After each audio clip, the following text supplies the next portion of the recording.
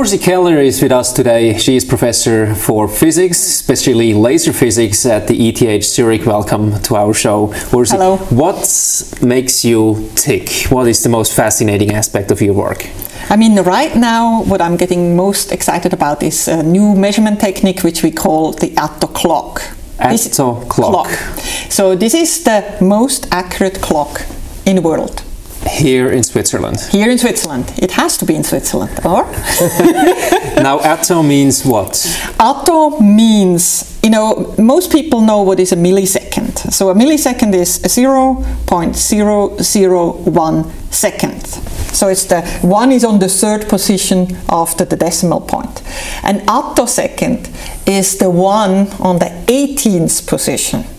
So it's really, really, really short. Really accurate.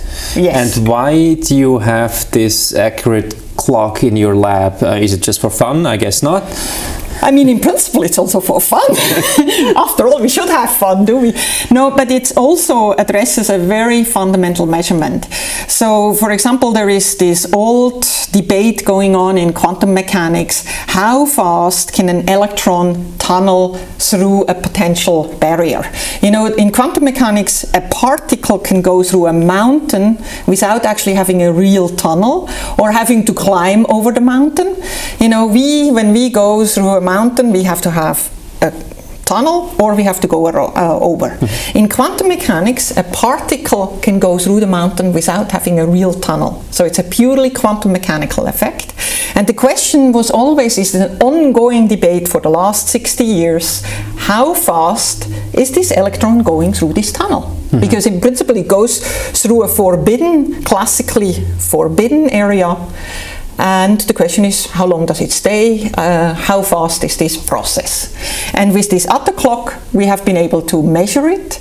And not even with the attoclock, we could resolve the speed with which this electron went through. Before, there were some theoretical predictions like 500 attosecond. And we now set an upper limit of about 10 to 20 attoseconds. Okay, but it's not the speed of light. No, not yet the speed of light. Okay, so it's slower than the speed of light. Slower than the speed of light, but surprisingly fast for a particle, an electron. Okay. Because an electron cannot go at the speed of light. You know that. Sure.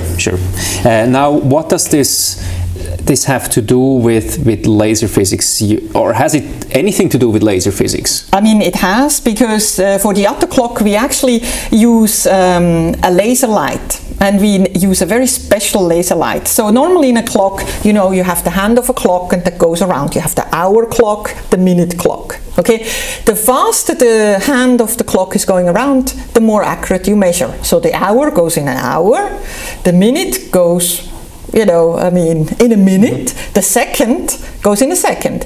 And so our attoclock, actually the handle, we're using light which is circular polarized. So it's the electric field of the light, which is the hand of the light, which is going around, and it goes around in about a femtosecond, which is 1,000 times faster than an attosecond. But of course, because we can still measure the position of the hands really accurately, we get this really high resolution in the timing. Okay, and so you use the laser to build the clock. It's not the other way around, as I always thought. You need the clock to somehow develop the lasers. No. Okay. The laser is making the heart of the clock. Okay. This is giving me the time resolution. Okay, so you built that laser in your lab? Yeah, yes. Or that clock in your lab? Yes, the whole thing, of course, because, you know, it's scientific research, so anything we're doing in measurement technique, you can't buy. You have to build it up. And how big is this thing? Actually, at the end, with everything included, you know, the whole apparatus, because we're measuring electrons and so on, so you need to have special apparatus to measure this. So the whole measurement of the core is about this. Okay. And then in addition you have a laser table, which is about this area here, to produce the short pulses. So you need a very short light pulse with the special polarization with this rotating light hand. Now, let me ask you why. So, that is always a question I ask physicists. Why? Okay, first of all, this is a very fundamental question, and of course it's also important for us to confirm that the theoretical predictions of quantum mechanics, which is really a strange thing for us human beings, if they're all are correct. So far we have no reason to question those.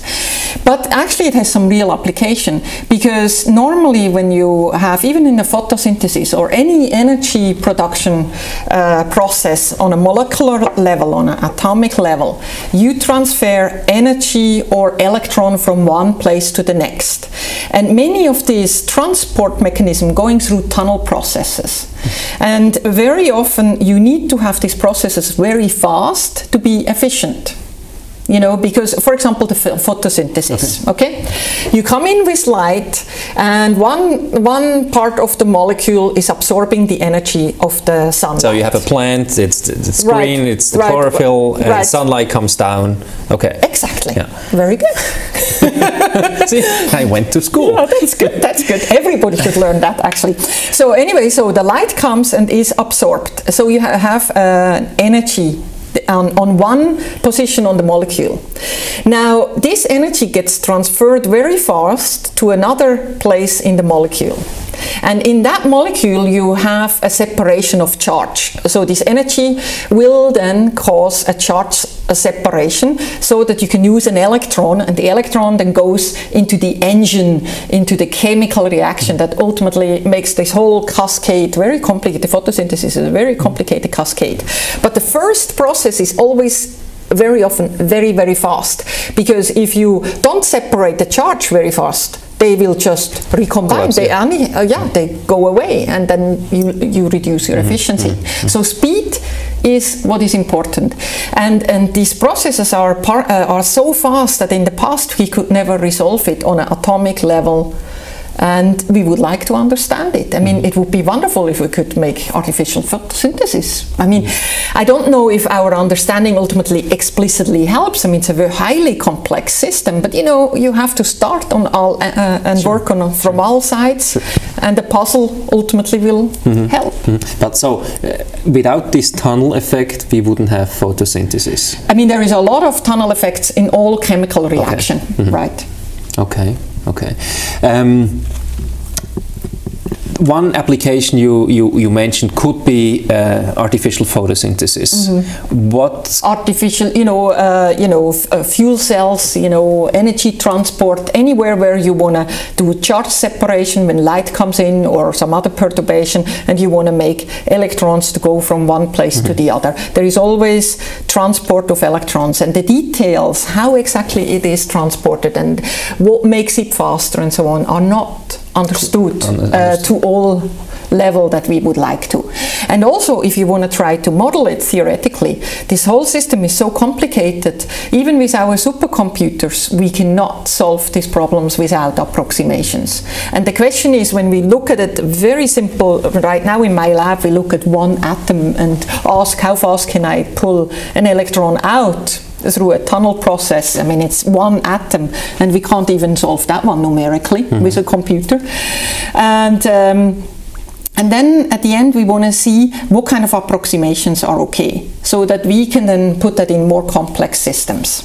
And model those more complex systems. Yeah, right. Because in the world of quantum mechanics, your feelings are not correct, because we are not quantum mechanical particles. We have no intuition for it. No, we have absolutely no intuition. I mean, you learn the intuition by working in it, but ultimately it's not your life experience. But you've been in this field for now many years, 20, 30 years. Yeah, do you develop some sort of an intuition for quantum mechanics? Sure. I mean, all of us, there is different philosophy. There are the hardcore mathematical physicists who say any picture you're doing is leading you ultimately to the wrong direction, which is true. Every picture you do is coming out of... It's a simplification. But I'm thinking in picture. That's where I think creatively. And sometimes it actually gets you motivated to look at something and you discover something else, and that's why we do experimental physics. Because we ultimately are motivated, we have an idea, could be like this and this, might be wrong, but we go and measure, and then we just look what comes out. And then nature tells us what is right. Now, my second why, so one would be to just understand the basic principle of this tunneling process, to understand that and to be able to model that better.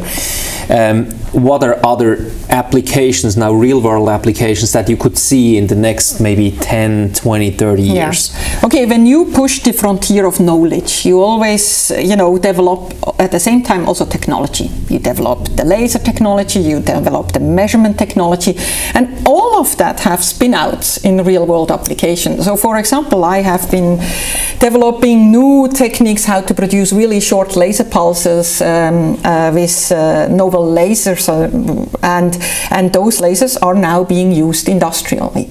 So when I started off, the short laser pulses, the short flashes of light were produced with liquid laser, where you pumped liquid with really high pressure through a nozzle, and when the nozzle from one day to the next day, and you haven't cleaned it very careful the day before, and because you were tired, and you didn't do it, even though you should do it, you switch on the pump, and you have the whole thing over you. So, which of course happened. And this of course kind of not in your lab, but in the competitors' labs, right? Okay, whatever. But and these lasers are not good for real world. I mean, you can't do it for real world application. I mean, you need reliability, you need constant operation, and that actually stopped the industrial application of such lasers. And I actually developed a new technique which allowed us to make very short pulses of light from so-called diopumped solid-state lasers, which are commercially available lasers, and that can be used for industrial application. They are much more efficient, they are compact, and can be put into a machine. And for example, where? For example, for material processing. Okay. So, for example, for a medical operation, for example, eyes are ideal for laser processing. Those people who don't want to have any glasses, for example, want to do LASIK application, or you have an overpressure in your eye, and you want to get the liquid out without actually using a big knife. You with a laser, with the short pulses, you can make very, very fine cuts, because you work with much less energy, and it's so-called cold ablation. So you come in with these short laser pulses, and you evaporate the material right away. And you do this every shot.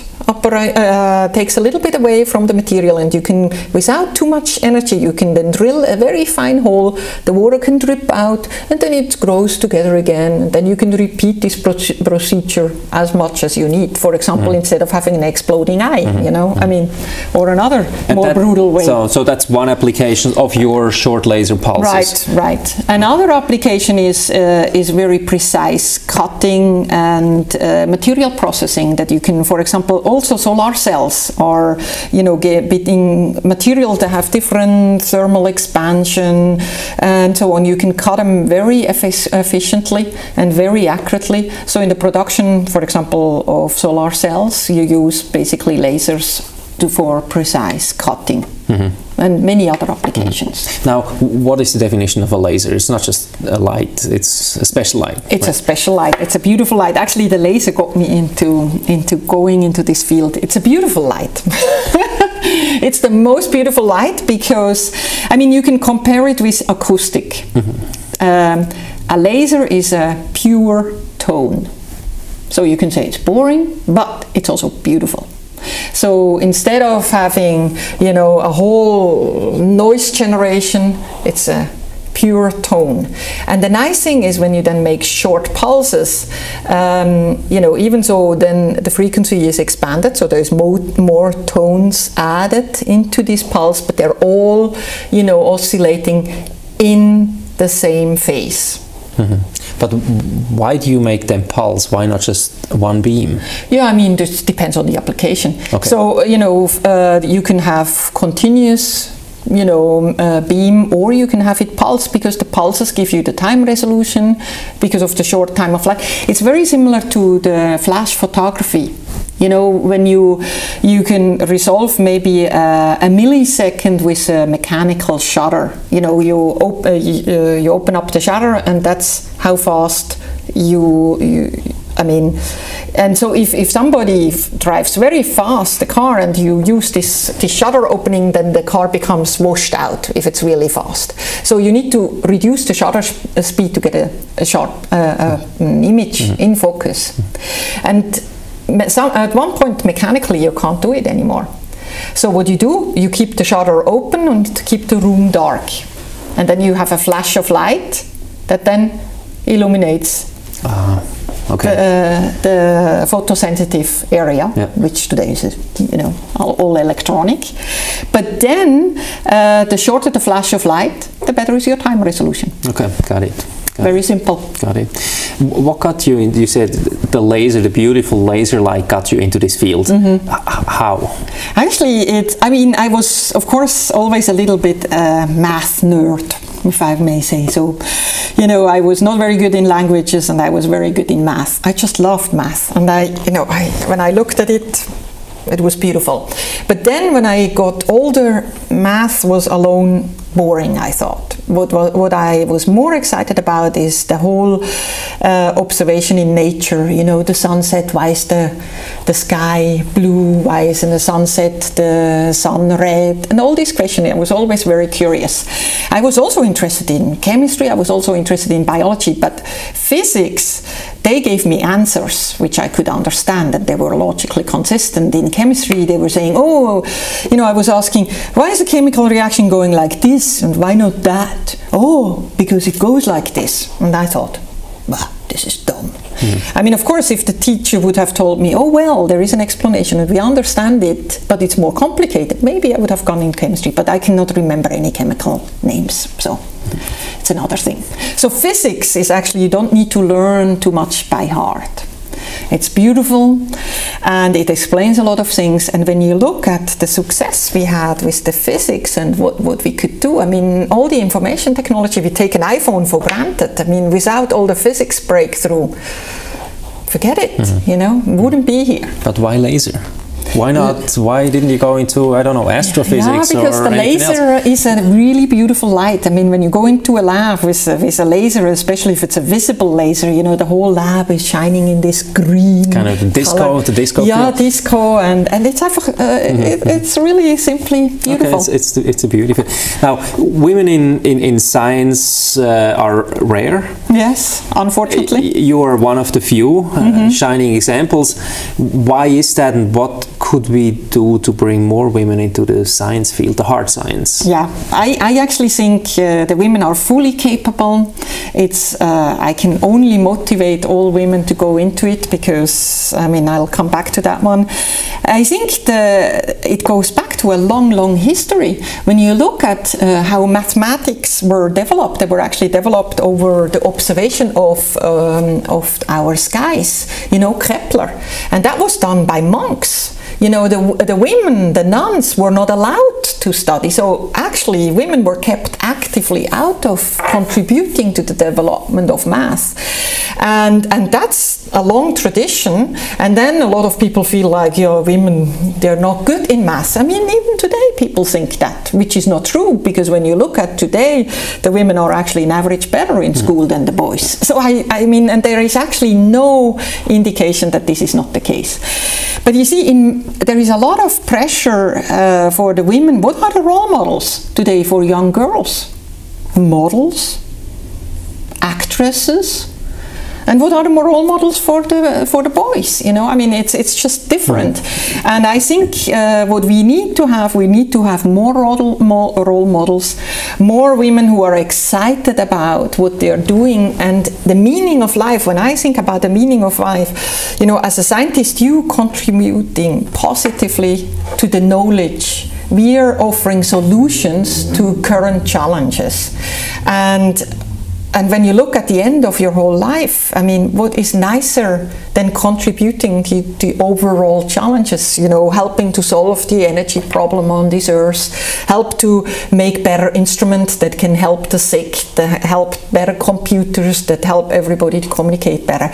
So at the end, you know, the question is, I think a lot of women could be motivated for that, but we need to make it more welcome. We need to make an environment which is more welcome, and right now there is only a few women that the women feel alienated. I mean, they feel strange in that environment, and sometimes the guys make it a little bit tough for them, you know. Mm-hmm. Was it tough on you? I mean, I guess this was another generation, it was even tougher than today. Yes, it was. I mean, but you see, I'm actually very thankful for my, I was incapable of doing languages. I was just incapable. I couldn't do it. So I was very single-sided, and because of that, I didn't have any other choice. So if I would have been perfect in every field, I never would have gone into physics, and what would have been that? I mean, I couldn't have. So much fun with those. Never. I mean, you know, we're so many women missing out on a lot of fun in life just because they get pushed by the traditional values. And many women, they are very broadly gifted, you know. And I'm actually, whenever I'm kind of thinking, oh, I did say that wrong, and I made that German mistake when I said something, I say, you know what? Because of that, I got into physics, so I should actually cherish my weakness. That's great. Well, good luck on your research. Okay, thanks so much for coming here. Good luck. Thanks a lot.